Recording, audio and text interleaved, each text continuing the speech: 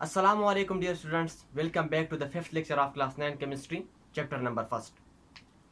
Dear students, इससे पहले हम 4 लेक्चर डिलीवर कर चुके हैं जिसमें हम introduction of chemistry, branches of chemistry, basic definition, mixture और कंपाउंड का जो कंपैरिजन था वो हमने पढ़ा था. डियर स्टूडेंट्स, आज हम कंपाउंड्स के टाइप्स यानी किस्म को डिफाइन करेंगे, एक्सप्लेन करेंगे फिर, और इसी के बाद एटॉमिक नंबर और मास नंबर पे हम बात करेंगे. डियर स्टूडेंट्स, शुरू करते हैं टाइप्स ऑफ कंपाउंड को.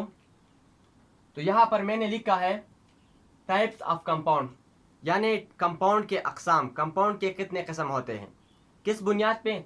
On the basis of bond present between atom और मॉलिक्यूल्स.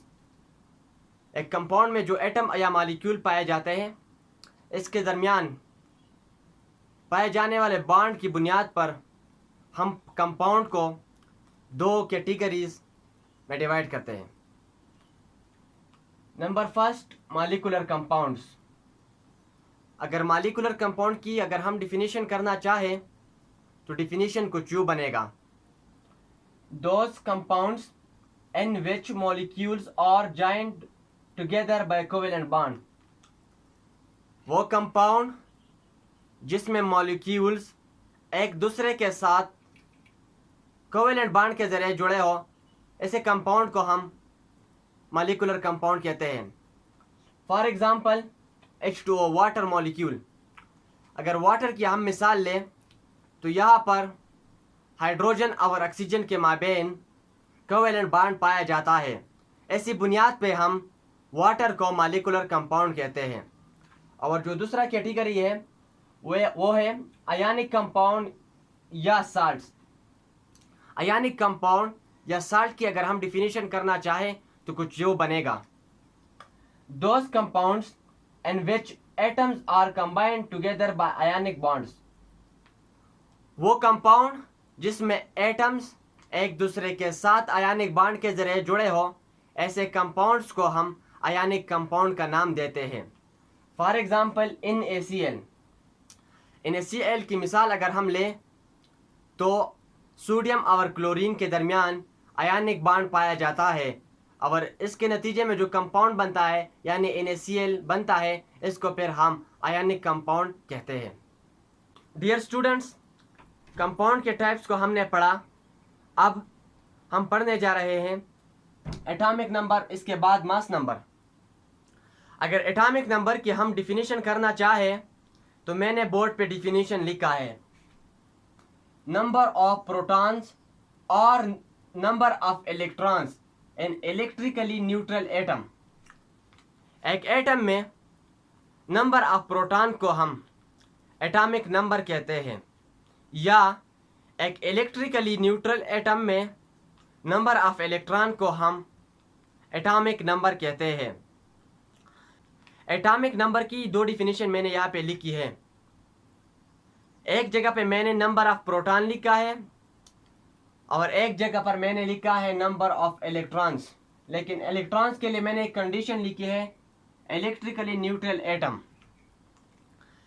वैसे आपको मालूम है कि एटम में नंबर ऑफ प्रोटॉन जो होते हैं ये हमेशा कांस्टेंट रहते हैं, ये चेंज नहीं होते.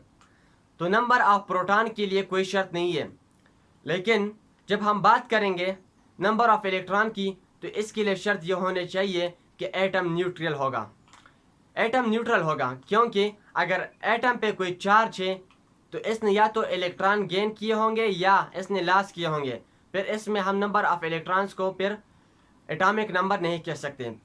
एटॉमिक नंबर को जिसने इंट्रोड्यूस किया था, जिसने डिस्कवर किया था, इसका नाम था हेनरी मोज़ले. हेनरी मोज़ले ने एटॉमिक नंबर को इंट्रोड्यूस यानी डिस्कवर किया था. एटॉमिक नंबर को हम आइडेंटिटी नंबर भी कह सकते हैं क्योंकि एक एटम को हम इसकी एटॉमिक नंबर से पहचानते हैं, इसलिए इसको हम आइडेंटिटी नंबर कहते हैं, या इसको हम प्रोटॉन नंबर भी कह सकते हैं. Atomic number is represented by Z. Atomic number को हम Z से रिप्रेजेंट करते हैं. Z का मतलब है जर्मन नंबर, या सिंपली हम नंबर भी कह सकते हैं. तो इसलिए एटॉमिक नंबर को हम Z से रिप्रेजेंट करते हैं. 1915 से पहले जेड को हम पीरियोडिक टेबल में एलिमेंट की जगह पर भी इस्तेमाल करते थे, लेकिन 1915 के बाद ये अब हम इस्तेमाल नहीं कर सकते।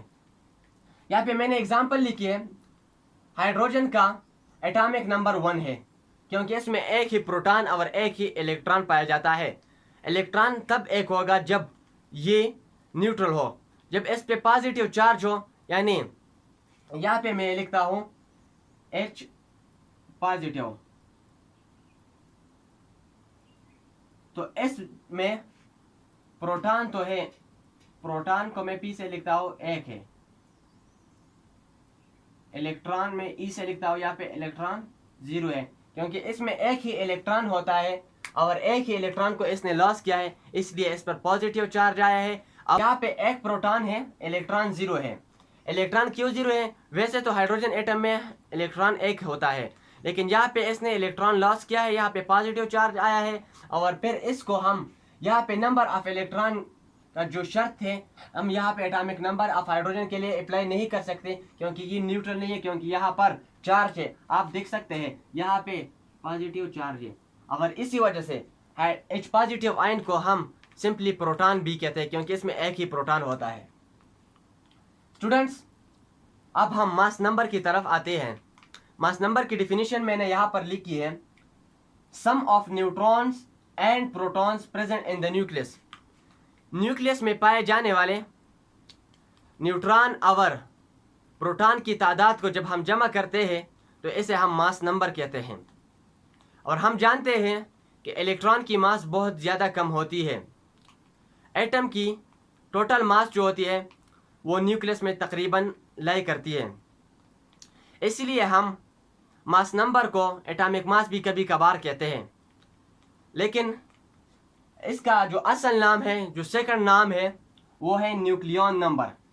न्यूक्लियन का मतलब क्या है? न्यूक्लियन, हम प्रोटॉन और न्यूट्रॉन को कंबाइनली न्यूक्लियन कहते हैं, और जब इसकी नंबर को हम ऐड करते हैं तो फिर इसको हम न्यूक्लियन नंबर या मास नंबर कहते हैं।